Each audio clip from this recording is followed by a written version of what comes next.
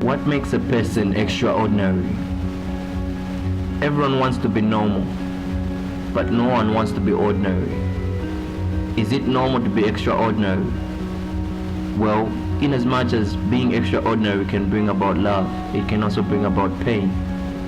Coming up, we'll be diving deep into artists who have been victims of pain behind their mics.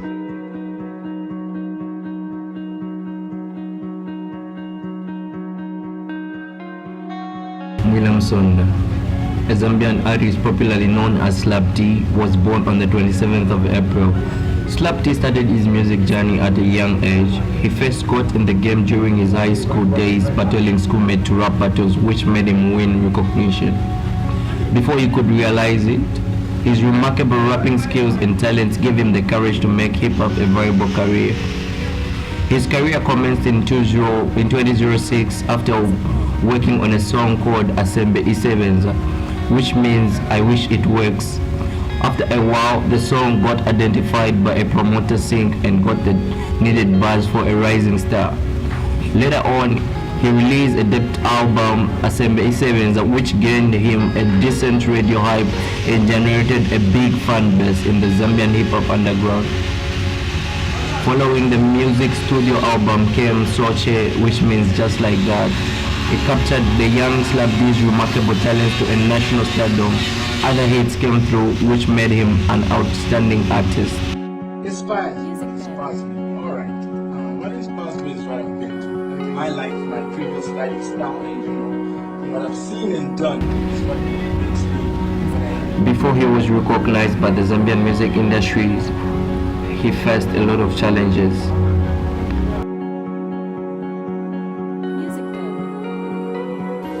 What challenges did you face? Of course, you need money. What challenges did you face? How did you... My biggest challenge was money. I won't even go round and round tell you. It was money. So how did you get it done? Well, I had to work for it. You know, I'll tell you, I had to walk sometimes from Matero, all the way from Matero to Chawama. Bro, when I tell people that, they don't believe. You know, so my biggest challenge would be... Wait. I didn't have a phone. The challenges that he faced were so unbearable. He never had money, so he traveled long distances just to make money. He traveled kilometer distances, miles distances just to get money. Wait, Matero is that way. Yep. Chawama is the other side of the country, bro, man. Exactly. You strapped. That was a very Marco Polo move, man. Not once, not twice, not thrice. Yeah. Many times. Damn. I've had to walk, bruh. These feet, see, I tell my... He never had clothes to wear for interviews. Whenever he was called for interviews, he used to borrow clothes from friends. In some point, he stole shoes. Yeah, Jack, like one of my friend's shoes. From Hunza, shout out Jeremiah. Jeremiah knows this story. But you would steal his shoes? His clothes. Not even, I didn't have many clothes. I didn't have many shoes. Yeah. I didn't have shoes for an interview, bro. I can tell you the clothes that I wore in that interview that you speak about. Yeah. Sizzle. Yeah. Were borrowed from him. You know what I mean? I had 2 t-shirts on, if you remember the interview. Yeah. One inside, a white one, and a black one. So yours was the one inside. The black one.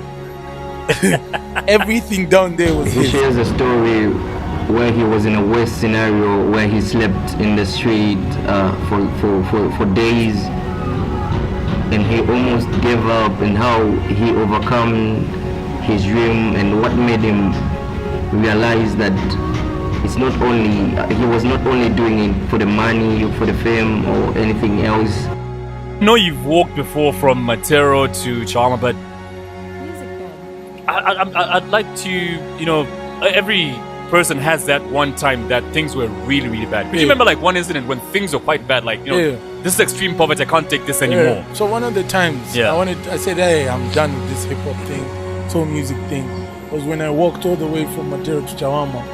And on my way there, it started raining. And I don't mean like tufurotunono. Yeah, pouring, bro. That's the word. It started pouring, bro. Heavy pours, lightning, thunder. Bro, and this was late, around 20. You know, you're in a position where nobody's gonna stop for you. They don't know who you are. You know what I mean? And I'm somewhere around town, leaving town now, joining from town to Chawam. Hey, bruh, I gave up. That night, I said I'm done. I was about to say the same thing. Musicbed. I said I'm done. The other time was when, I had to sleep in a booth. These Zane Celtel booths. Yeah, back in the day. Just when they started, a friend of mine had that. Remember how there was no mobile money back in the day, but they had booths for the phones? Mm-hmm.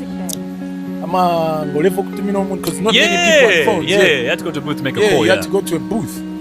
So one time, my friend owned one of those. One time, I had to stop at a booth. I had to sleep in a booth. Well, because I want to explain. Because I got kicked out.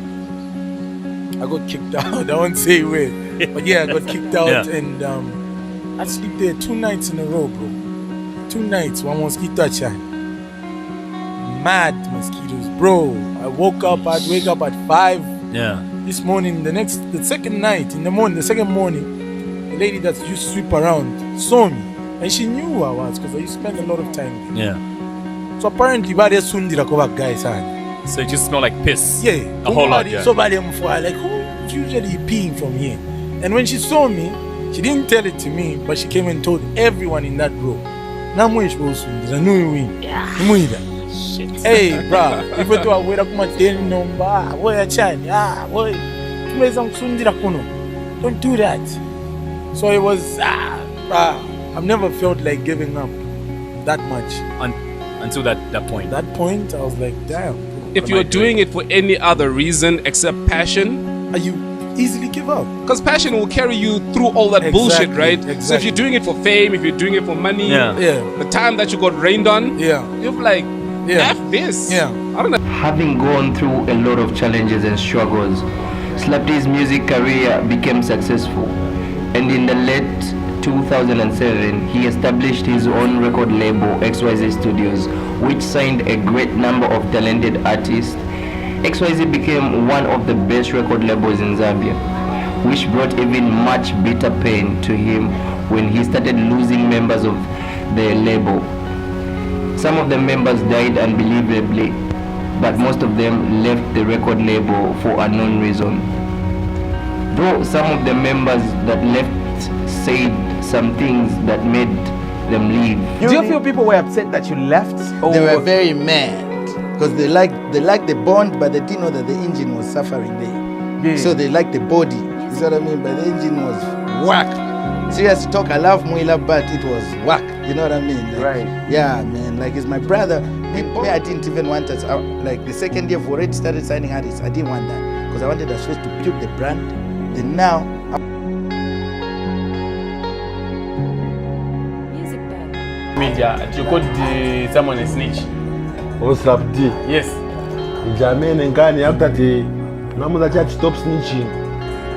Stop snitching. Like I said, certain people in the game I used to be getting praises all the time. Because as far as I'm concerned, Slap D is too rich to be concerned about what I do in my personal life. You know what I mean? I respect Slap D to an extent whereby I like the level he's reached in the game, and I pray for him that he continues on that level. But I expect him to pray for me also to say, okay, tell me, Dina, if I can go play now.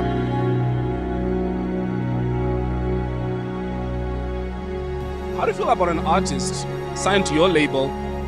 Does it have a direct bearing on you if their personal life begins to interfere with sales? I make a sex tape, my sales drop, for an example. Do you then get involved and say, hey, bruh, come on? Yeah. It depends. Have you been involved though when someone's personal life is now affecting business? I have to actually all the time. Who? Despite the hard work, efforts, hardships, and struggles Slap D has passed through, he never gave up. Although it still pains him behind the mic, he smiles to his fans with a belief in his heart.